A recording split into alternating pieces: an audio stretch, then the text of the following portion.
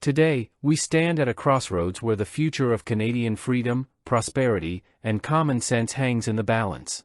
A proposal is unfolding, one not openly debated, but quietly enforced.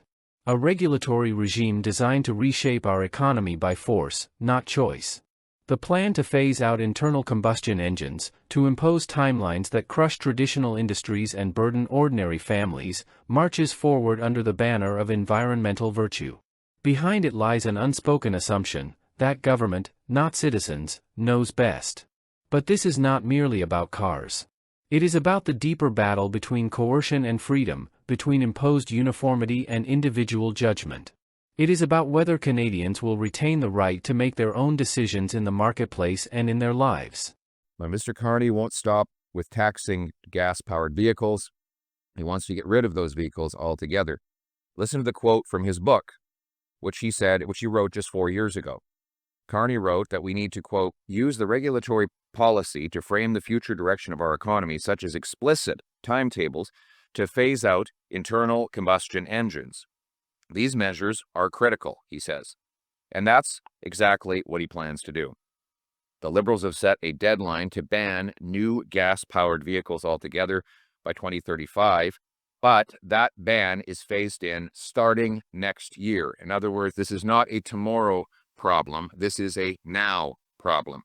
Dealerships like this one across Canada have no idea how they're going to meet these timelines, how they're going to continue operating and selling vehicles. Many will have to lay off salespeople and other staff, and many more will have to raise prices dramatically on Canadian consumers. This at a time when our economy is at record weakness and our consumers are taxed to the max. Mr. Carney doesn't care if your family has to choose between affording a warm home or a working car. He doesn't care if a young couple trying to start a life can't afford their first vehicle. Well, we've got news for Mr. Carney.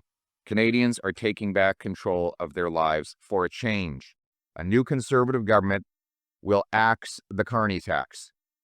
We'll axe the Carney tax for a change. We'll axe the Carney tax to revitalize our auto sector and to make vehicles more affordable. No $20,000 tax on gas-powered cars, no permanent bans on the cars you love and rely on. Let me be clear, I have nothing against electric cars. If you want one, buy one. Free choice. Make your own decision. I encourage you to buy one that's made in Canada, and I go even further to say that a Conservative government would bring real change and axe the federal sales tax on any vehicles made in Canada, so he can save by buying Canadian. And that will allow us to bring back production and paychecks to Canada while making automobiles more affordable. And there's your choice. You vote Conservative, and you get a tax cut on a Canadian-made car. You vote for the Liberals to have a fourth term in power, and you vote for a $20,000 tax on Canadian-made automobiles, all to benefit Tesla and other foreign automakers. Conservatives will put you back in the driver's seat for a change.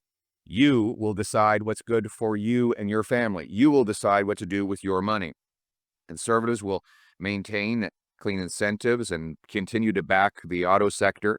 We will honor all agreements for the auto sector that the government has made, but we will not force Canadians to pay a $20,000 tax on automobiles. We will continue to support the battery plants, the EVs, and the other commitments the government has made, because we don't believe in tearing up agreements.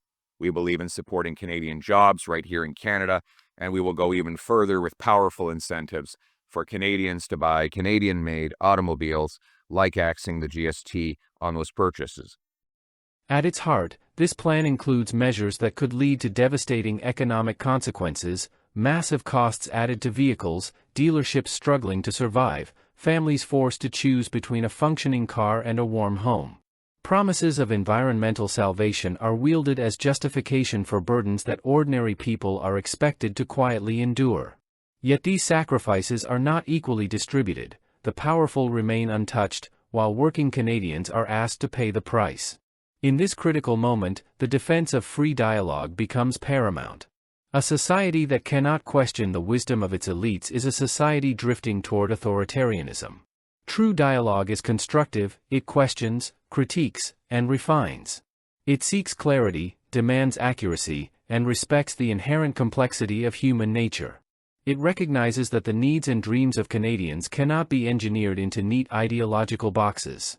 Understanding human psychology teaches us that choice matters. People thrive when they are entrusted with decisions, not when choices are taken away under the guise of progress. Recognizing the balance between biological necessities, like mobility, warmth, livelihood, and cultural aspirations must remain central to any policy worthy of a free people. Proposals to rapidly phase out gas-powered vehicles ignore this complexity. They assume that technological readiness and consumer ability will simply align because a deadline was set. But history teaches otherwise. Forced transitions without organic public support breed resentment, inequality, and inefficiency. Policies must emerge from honest debate, careful systematization of knowledge, and intense listening to the concerns of real people, not from hidden logic known only to a few technocrats. Intellectual humility requires admitting when timelines are too ambitious, when costs are too high, and when freedom is too vital to sacrifice. Criticism of these plans is not an act of obstruction, it is an act of patriotism.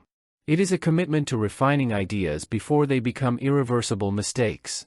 It is a refusal to passively accept a vision of the future that is intangible, impractical, and fundamentally disconnected from lived realities. This moment demands engaged citizens who systematize knowledge, self-reflect on their positions, and think carefully before speaking.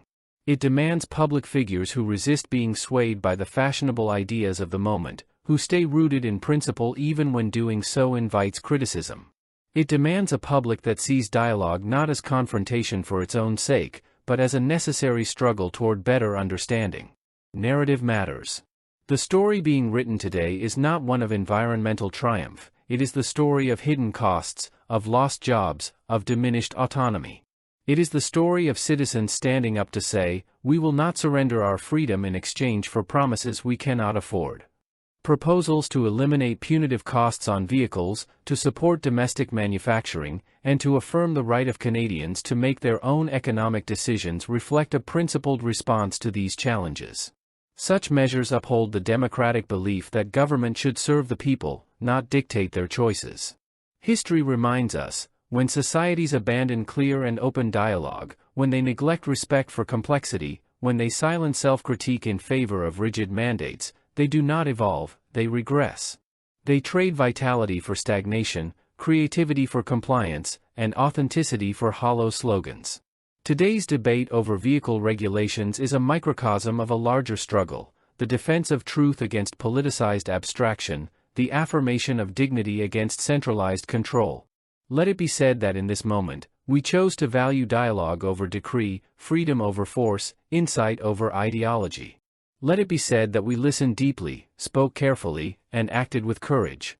The future of a free, prosperous Canada depends on it.